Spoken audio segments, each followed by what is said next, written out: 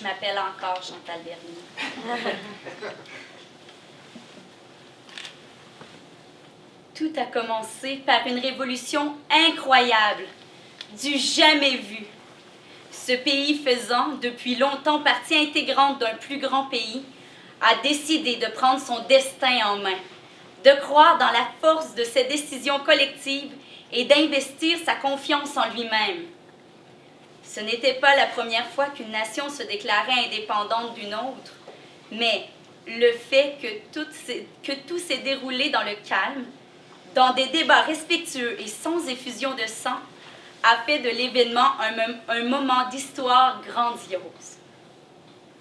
Toute la démarche de ce peuple a été conforme à ses idéaux et en a inspiré une multitude d'autres à suivre son exemple. C'est l'une des principales raisons de la progression du pacifisme sur Terre. Et les spécialistes de la sociologie démographique, économique, politique sont arrivés à la conclusion que le mouvement a pris naissance dans ce pays, qui avait d'ailleurs déjà connu une période dite de révolution tranquille, le propulsant précocement dans le 20e siècle. Un climat de non-violence, la force des mouvements sociaux, la persuasion démocratique et une solidarité peu commune d'un peuple face à une idée, voilà la toile de fond des événements importants qui ont suivi. L'exemple, largement médiatisé, a créé un effet d'entraînement à l'échelle planétaire et l'idée de la solidarité a gagné le monde. Ensuite, le temps a fait son œuvre. Après avoir obtenu une place au Conseil des Nations, les représentants de ce pays progressiste ont pu mettre de l'avant de grands projets humains largement débattus, contestés surtout par les investisseurs craignant de voir tomber, au nom de la solidarité humaine, leurs possibilités de profit et leur dominance sur les pays les moins fortunés. Une vaste coalition s'est formée en marge des discussions officielles sur l'avenir du monde. Forte de l'appui d'un grand nombre de dirigeants et de chefs d'État, la coalition sociale a mis sur pied une campagne d'information internationale sur la nécessité de garantir pour chaque être humain les droits à l'eau et à la nourriture, à l'éducation et à la sécurité. Les pourparlers entre pays ont consolidé la coalition qui a fini par servir de contrepoids aux puissances financières et économiques des multinationales. Avec l'appui des populations mondiales, la coalition a pu freiner l'action du lobby financier et rendre les décisions politiques aux représentants élus. Depuis quelque temps déjà, les échanges se multipliaient entre les différents organismes de protection des droits humains fondamentaux et leurs actions ont eu des effets immédiats qui s'annonçaient bénéfiques à long terme. Nous sentons d'ores et déjà que la voie éthique maintenant choisie est la meilleure pour l'espèce humaine et il est impératif de suivre la bonne marche de ces actions.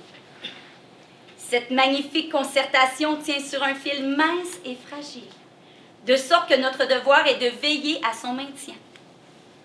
Ce peuple instigateur d'un ordre nouveau a envoyé un message de vigilance, haut et clair. Le changement le plus radical observé dans les manières de faire est celui de la volonté que les considérations environnementales priment maintenant sur le reste, les intérêts financiers et économiques y compris. Le discours sur ce sujet est limpide. Chaque génération a une vie à vivre, mais la planète doit survivre à chacune, et ce, pour les milliers de générations à venir, à condition que nous en prenions soin.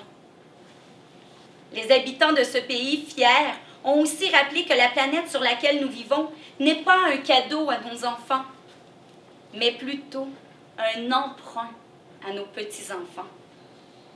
C'est ainsi que la vue à court terme a cédé la place à une vision globale des enjeux internationaux.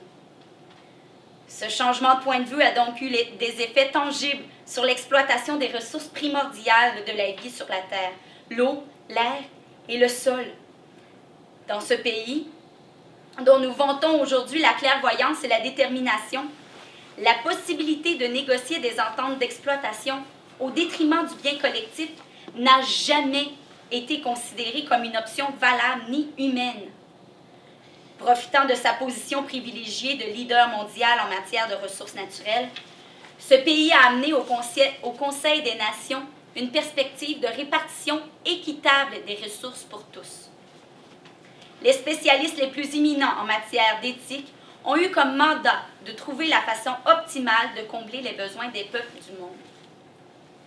C'est un grand pays en termes de superficie, mais de population modeste, qui a donné à l'humanité un nouveau souffle de vie indispensable au futur. Les grands acteurs de cette révolution environnementale, comme on l'appelle maintenant, ont toujours affirmé avoir été guidés par la population qui les a élus. Il est difficile de ne pas penser à long terme lorsqu'on vit dans la richesse d'une forêt boréale incroyable, de lacs et de rivières innombrables, dans un pays dont le visage ressemble à une feuille d'arbre, un tissu vert aux nervures qui les abreuve. Tels sont les propos du président parlant au nom des habitants de cette terre à laquelle le monde doit beaucoup aujourd'hui. Depuis l'avènement de ces changements décisifs, les idées de ce peuple ont été célébrées, tout comme leurs cours d'eau, leurs forêts et l'harmonie de ses forces. Il y a cependant une grande ressource sur laquelle on a mis peu d'emphase. Elle est pourtant le début de toute aventure, qu'elle se révèle bonne ou mauvaise. Bien que l'environnement soit un facteur de premier ordre, c'est l'être humain qui lui donne tout son sens.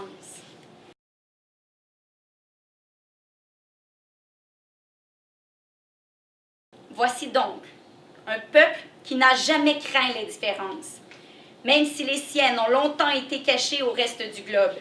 Un peuple ouvert, autant sur le monde que sur la nature, qui invite aujourd'hui la planète entière chez lui lors d'activités sportives et culturelles hautes en couleurs. Un peuple qui a surtout appris à croire en lui, en ses idéaux, et qui agit au nom de ceux-ci. C'est donc pour leur action d'hier et d'aujourd'hui, ainsi que les contributions magistrales pour l'humanité présente et future, et que nous souhaitons durables entre toutes, le prix Nobel de la paix de 2025 est remis au Québec à titre de collectivité ayant placé les intérêts planétaires et humains devant les siens propres. Extrait de la nouvelle Un grand jour d'Alexis Gagné-Lebrun, publié en 2005.